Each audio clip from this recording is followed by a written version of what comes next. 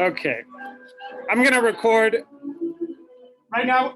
Danke. We're listening to the Blue Danube Waltz by Johann Strauss II. Aus der spätromantische Periode.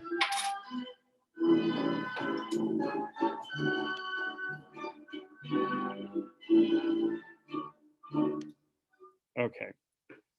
So that is one of the five. All five are on Power School on the music page. Let's listen to another one. I picked these because they're hopefully easily recognizable in the first, maybe even 2 seconds, but also definitely the first 20 seconds.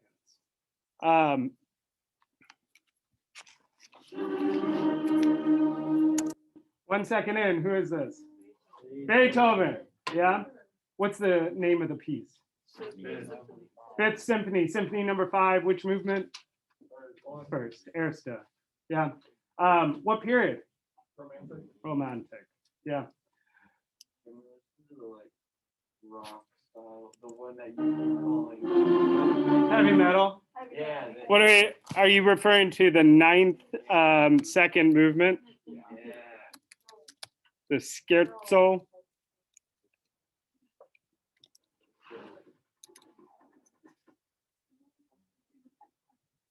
So remotes, we've had a request for a piece that I can't turn down. Real quick, we'll have an ad. New York Times.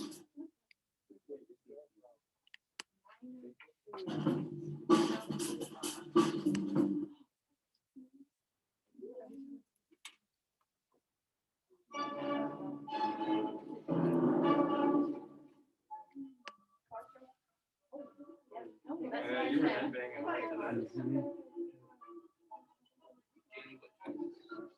Should do some TikToks to this.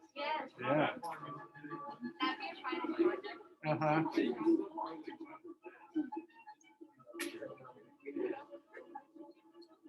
Five points on culture, do a TikTok to Beethoven.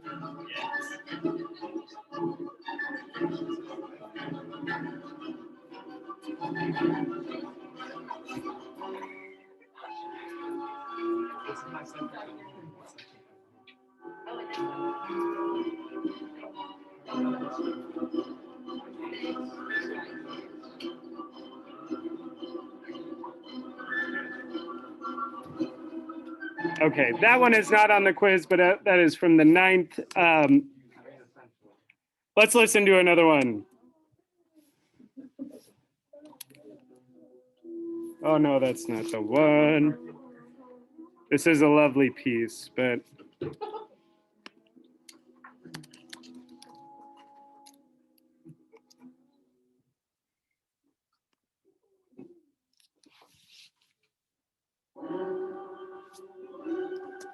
two seconds in. Valkyries, yeah, right, of the Valkyries. Who's our composer? Wagner.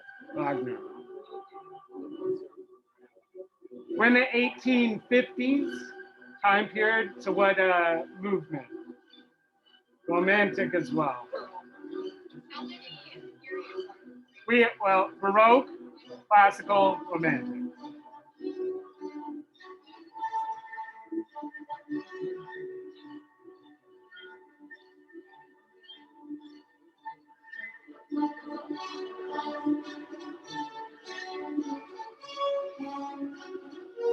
So that's another.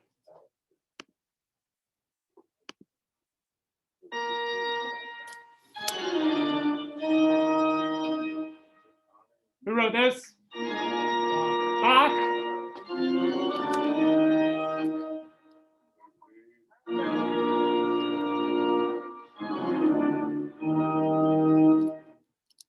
What time period? Baroque. Where are we playing this piece? What's the most? Yeah, in der Kirche. Yeah. By the time we get to Wagner is composing primarily grand symphonies as well as epic operas. Very long. Wagner comes to symbolize opera sort of in general, he's where we get the term "until the fat lady sings." That's the ending of one of his parts of the ring cycle. Is yeah, this larger soprano out singing. Bugs Bunny does a lot of Wagner spoofs. If you've watched any old school Looney Tunes, yeah, this late romantic period is full of opera. It's what people with any sort of affluence, as well as middle class folks, do for grand entertainment. In the Baroque, we're still in church for our getting the best of our music. Yeah, there's music being played out at festivals, fairs, on the street. There are concerts being performed for the public. But as far as what's being composed and has lasted, our Baroque music is for a sacred purpose, although we do start seeing secular works creeping in. A big shift in the classical period is that we see a lot more secular music.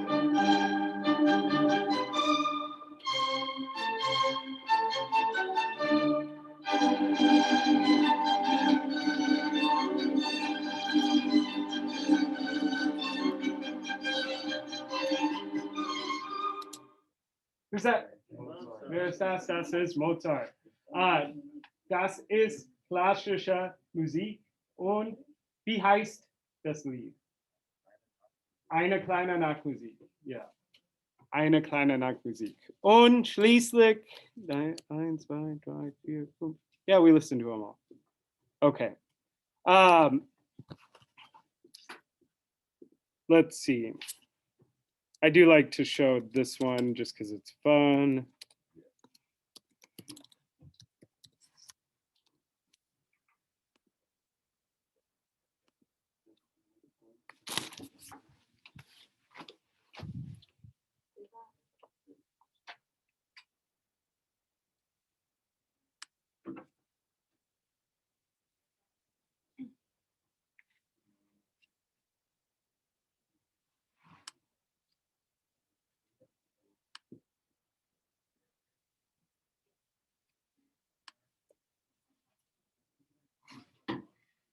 How can I get rid of that?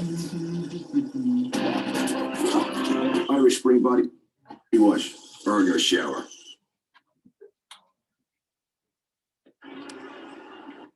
Okay, you might have seen this before. It also went back online just like a couple of weeks ago. Oh yeah. Yeah, it's fun. I love this.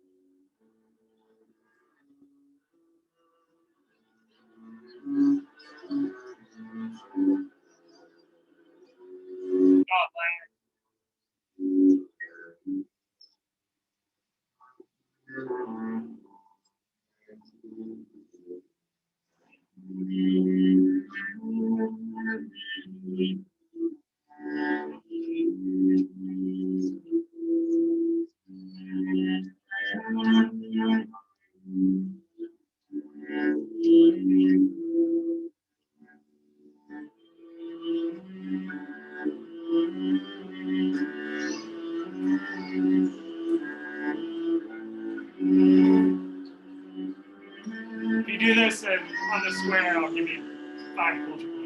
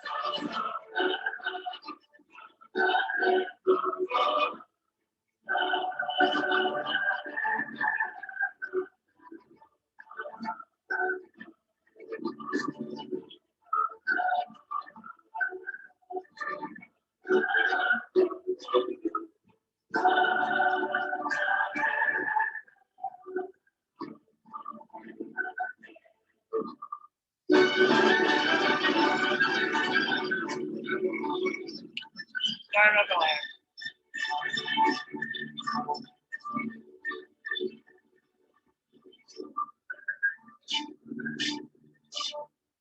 Awesome.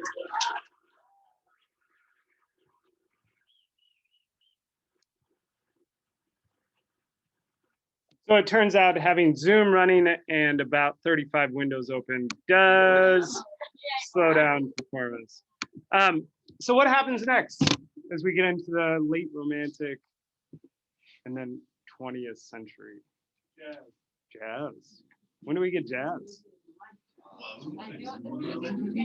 What period is jazz? Forever? Yeah. What's jazz built on?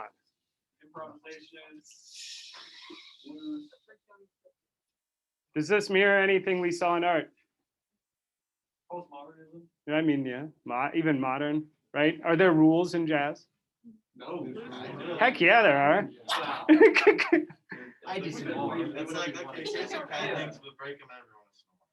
True. Have you ever heard of free jazz? Yeah. You get B movie, so hot right now. And then like you just do it's like a course of it hot right now. The pop of this generation. Yeah.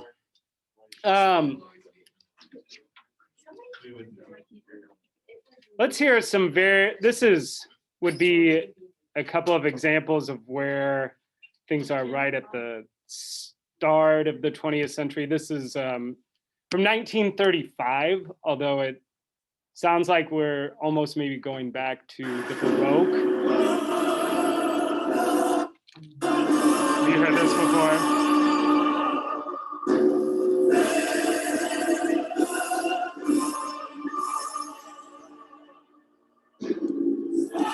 This is Carl Orff.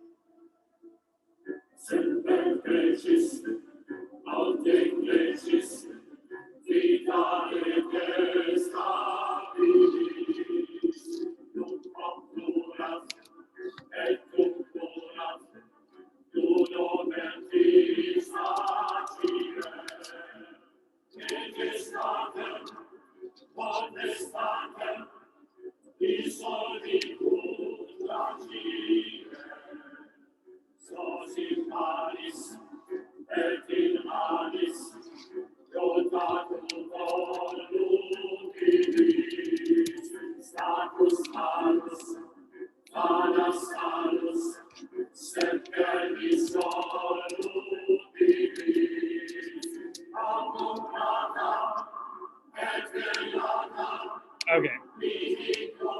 So that is O Fortuna from the Carmina Burana.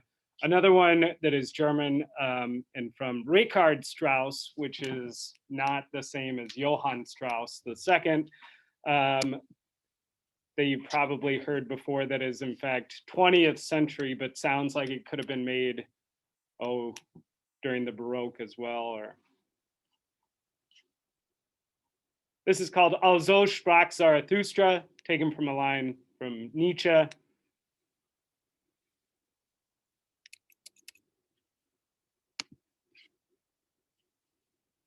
think. There we go. Heard this before.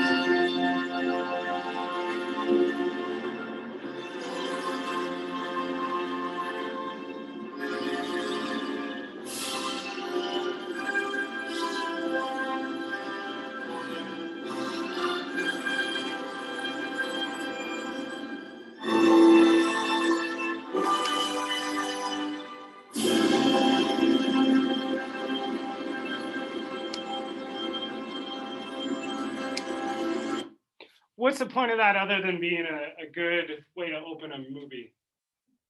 Like 2001: A Space Odyssey. Yeah. What's that? I mean, what is Strauss going for with this work? What's he trying to do to his audience? Shake them, right? Wake up! Yeah. Is Mozart trying to do that? What's Mozart's goal? Is it? What's Mozart's goal? But better, show he's the best, right? What's Beethoven's goal? That, and then make you feel something, right? Mozart does become concerned later, through his operas for sure, of the emotions of the audience. But what's Bach's goal? Yeah, but do you think he's concerned about the spiritual well-being of his listeners? I do. But I don't know. Think about that as we listen to or look at any art. But yeah, we'll listen to these one more time through, and then we'll take a quiz over them on Friday.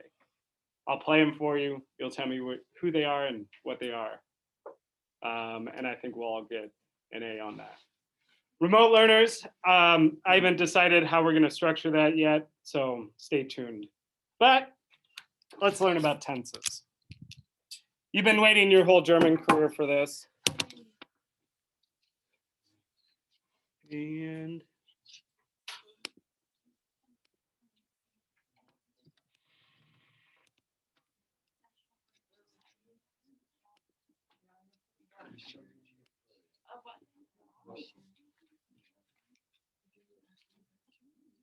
eins, zwei, drei, vier, fünf, sechs, sieben. That's what I was saying. Why? It was banned in July. Because at the time there were some bad things. Bad jazz. That and bad Hitler. Bad Hitlers, yeah. Why would Hitler or Goebbels or any Nazi be concerned about jazz music? Because it's different. It's different. They don't like anything but blood. It's not propaganda. It's not. They can right. control It doesn't serve the state. It's specific- Art should all serve the state, right? specifically about what they have, like his establishment. Have you all seen the movie Swing Kids? No. No? It's a German movie. Could I watch it for a culture? Yeah, actually. It's like from the 90s about these kids who like going to jazz clubs and dancing, but then Nazis try and shut down the whole thing. That was actually some of the prominent resistance during the Third Reich came from teenagers, 15, 16-year-olds who literally just wanted to dance. They yeah, footloose, but in Germany. All right. You can read more about this. You can research more. There were more significant resistance movements, but why not mention the jazz? Look at these with me. Ich gehe nach Hause. Ich bin nach Hause gegangen. Ich ging nach Hause. Ich werde nach Hause gehen. Ich werde nach Hause gegangen sein. Ich war nach Hause gegangen. Und ich würde nach Hause gehen. What's going on here? We are going to quickly go through all 6.5 tenses for this wacky language. 6.5. The past. This one is not technically a tense, it's a mood. Yeah. Prepare your memes. Yeah. The subjunctive is what this is called. You've seen it before. Do you want an example? I gave one as people were walking in. Ich möchte eine Pizza. He's lip rolling his hat. He's what? He was lip rolling his hat. Yeah. So, what am I saying? Ich möchte eine Pizza. I would like. Am I getting a pizza? I don't know. No, you would like. Not necessarily. Yeah, I would really like one, yeah. I could say ich will eine Pizza. Ich will, I want a pizza. Ich möchte eine Pizza. How's that different? I would like. What's the difference between I want and I would like? It's more More polite. polite. It is more polite, and the subjunctive mood is used often to express politeness. Probably the other biggest example of how subjunctive gets used is also to order food, using the verb haben. Yeah, ich habe eine Pizza. I have a pizza. But if you would gladly have a pizza, ich hätte gern eine Pizza. By changing the verb haben to its subjunctive form, which varies, but usually is the past tense form and maybe an umlaut change, you can express hypothetical desires. Guten Morgen. So what verb do we think we're using with werde? Werden. Yeah, this is werden, hypothetically. Here's werden. Here's werden. What am I saying if I say ich werde nach Hause gehen? I will. I will go home, right? In the future, I have concrete plans to go home. Ich würde nach Hause gehen is saying what? I would go home, yeah? What's the difference between ich werde nach Hause gehen und ich würde nach Hause gehen? Yeah, exactly. The biggest difference there is how set are our plans. Okay? So I might ask you a question like, was würdest du machen, wenn wir heute keine Schule hätten? Was würdest du machen? Was würdest du machen? What am I asking? Was würdest du machen? What would you do wenn wir heute keine Schule hätten? Today. Was würdest du machen? Schlafen. How would you say that hypothetically? Ich würde schlafen.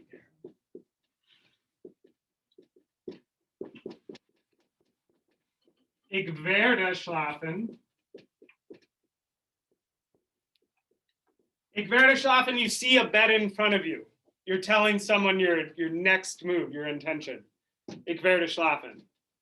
Yeah? I will go to sleep. Ich werde schlafen, we have some conditions to meet. We have some things in our way that might potentially prevent us from sleeping, like the fact that we have school, right? The subjunctive is considered a mood and not a tense, because what you're doing is you're putting yourself in a hypothetical situation. And the main verbs we're going to focus on to express the subjunctive is this one, werde, and as well as hätten. Hätten. Hätten is our form of haben, hypothetically. Okay, let's go back to the topic. Geh nach Hause, what are we saying? I'm going home. Ich gehe nach Hause. What tense is that? We can use English, yeah. In German, it's Präsens. In English, this is the present tense. I'm going home. Ich bin nach Hause gegangen. The second tense we learned, chapter 11, German 2. This is called the present perfect. Confusing because it's talking about the past.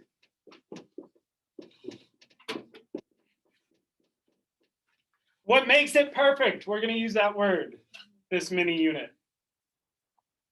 What makes something perfect in language is the presence of a past participle. What's my participle? Been. Well, that helps us get there, but gegangen are G words. Ich ging nach Hause. What am I saying there? I went home. What's the difference between ich bin nach Hause gegangen and ich ging nach Hause? When you're talking about Yeah, could I say this out loud though and be understood? Certainly, right? And in fact, in certain parts, one's more common than the other. It is perfectly acceptable to, in the same paragraph, use both, right? There's no rule that you have to use this in conversation and this in writing. This is called the imperfect or the imperfect. What's imperfect about it is it doesn't use a participle, but it does express the past tense. So narrative past is what I call it a lot. Can you define participle? What do you say? Participle? Can you define it? Participle, how do you what? Can you just define it? I don't know what it is. Past participle is the verb form changed and placed at the end. Typically, for regular verbs, it's ga plus stem plus t. By that, we mean spielen is a regular weak verb. It goes gespielt. You need, to get there, you need haben or sein. Ich habe Fußball gespielt. Ich bin nach Hause gegangen. It's been 2 years since we did a concentrated focus on this, so I don't expect it to be right there for you. Let's look at this one. Ich werde nach Hause gehen. I will go home. What tense is this? Future. The future. Ich werde nach Hause gehen is expressing something in the future. Future plans. Ich werde nach Hause gegangen sein. This is one we didn't spend a ton of time on. What do we think we're saying if we know our main words, werden, gegangen?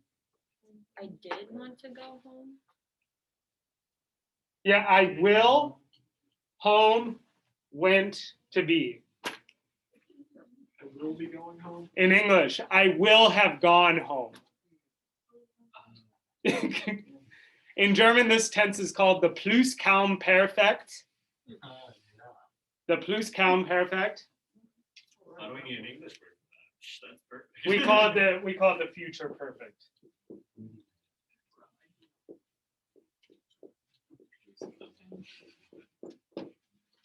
In order, Dankeschön. Guten Morgen. Sorry, Mitch is joining us. Yeah. Hello, Mitch. Hello. He waved. I'm running us through all 6.5 German tenses. You really missed out. Let's review. Oh. Ich gehe nach Hause. Ich gehe nach Hause. What am I saying? I'm going home. I'm in the process of going home. I could say it right before I go home, but the intention is clear. Present tense. Ich bin nach Hause gegangen is called the present perfect. It's I went home. You could phrase it as I had gone home or yeah. But it's really what you're saying is I went home. Same thing here. Ich ging nach Hause. I went home. Future plans, we can use werden. We can also use the future tense simply by saying später. Ich gehe später nach Hause. I'm going home later. Ich gehe morgen nach Hause. Typically, though, if you want to call it its own tense, we're throwing in werden. Ich werde nach Hause gegangen sein. That's where we kind of lose folks. We're not going to make a huge deal of this, but wherever you go to school next year, if you choose to take German classes, you might encounter somebody who expects you to have seen this before, and that's what this unit is designed for. Give you some basic exposure to all 6.5 tenses. Ich werde nach Hause gegangen sein. I will have gone home.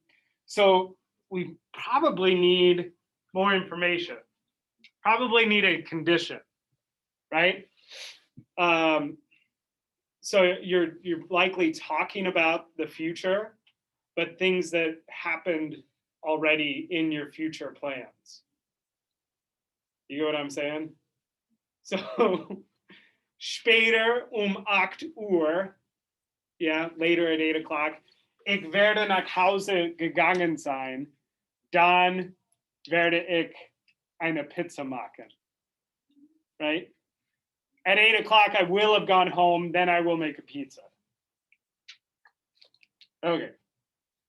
Basic structure is use werden in our normal second verb spot, throw our past participle to the end with either haben or sein.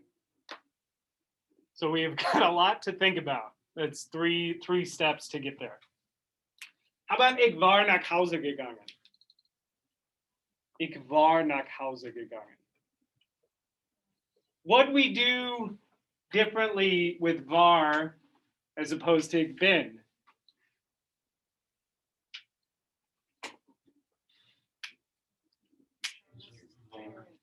Past tense. Oh,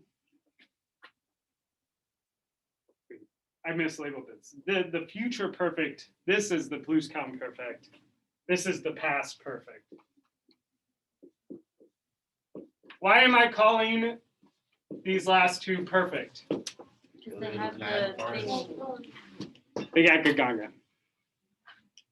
Perfect, perfect, perfect, perfect. Ich war nach Hause gegangen. What am I saying there? So I misspoke on this one. With ich werde nach Hause gegangen sein, I'm talking about the future, but in a past sort of way. Things that will have happened in the future. This past perfect is talking about past events that happened before other things. So we need a starting place in the past. You might say, gestern war sehr fruchtbar. Yesterday was crazy.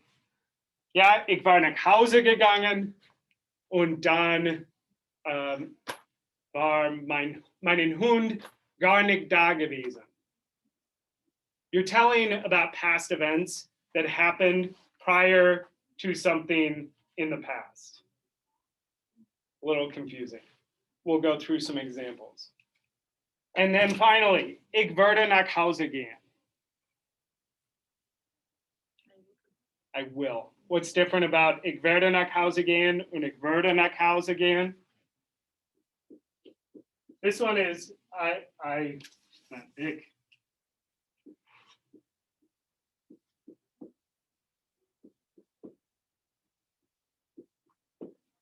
I would.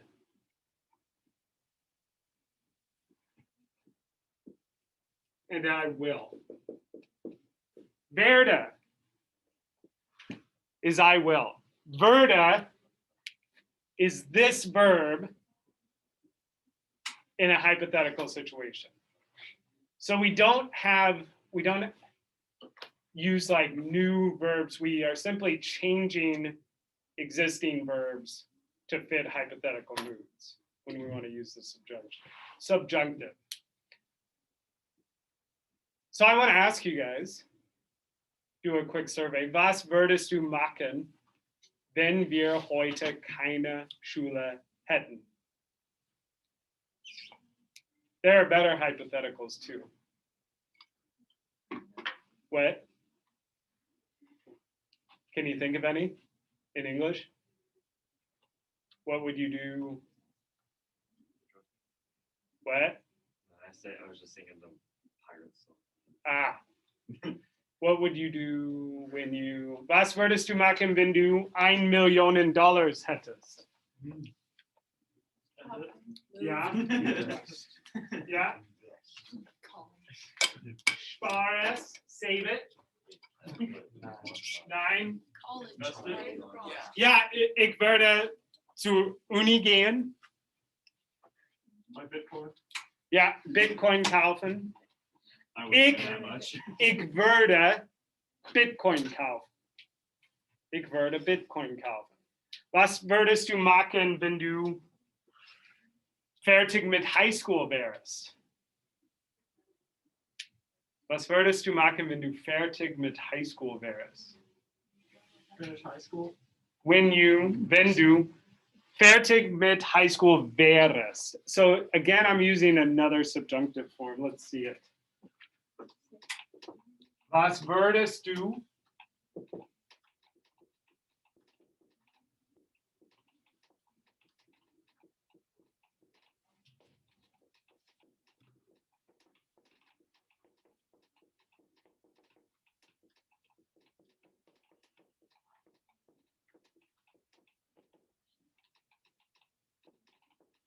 Whiteboard's a little loose.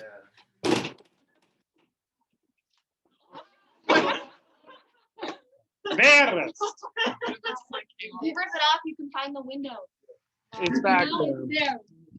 It's actually So- bar with- It's var. What else did I add to var? Umlauts. We are not going to try and learn all subjunctive forms for all the verbs. We are going to focus on würden, wären, und hätten. Würden, wären, und hätten. Würden is would. What about hätten, do you think? To have. I would gladly have ich hätte gern eine Pizza. That is the most polite way to request a pizza. We can start with ich brauche eine Pizza. I need a pizza. Ich will eine Pizza. I want a pizza. Yeah. Ich möchte eine Pizza. Ich hätte gern eine Pizza. I would gladly have a pizza. Those that in order takes us through the most polite ways to get a pizza. What? You make it more polite by adding bit at the end. Yes.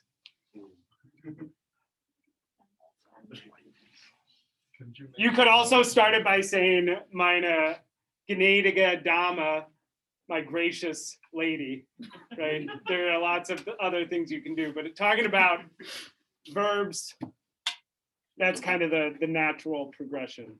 Ich brauche, ich will, ich möchte, ich hätte gern. Okay? How about this question again? Was würdest du machen, wenn du fertig mit High School wärst? Was ist fertig? Fertig, finished. Ich würde arbeiten.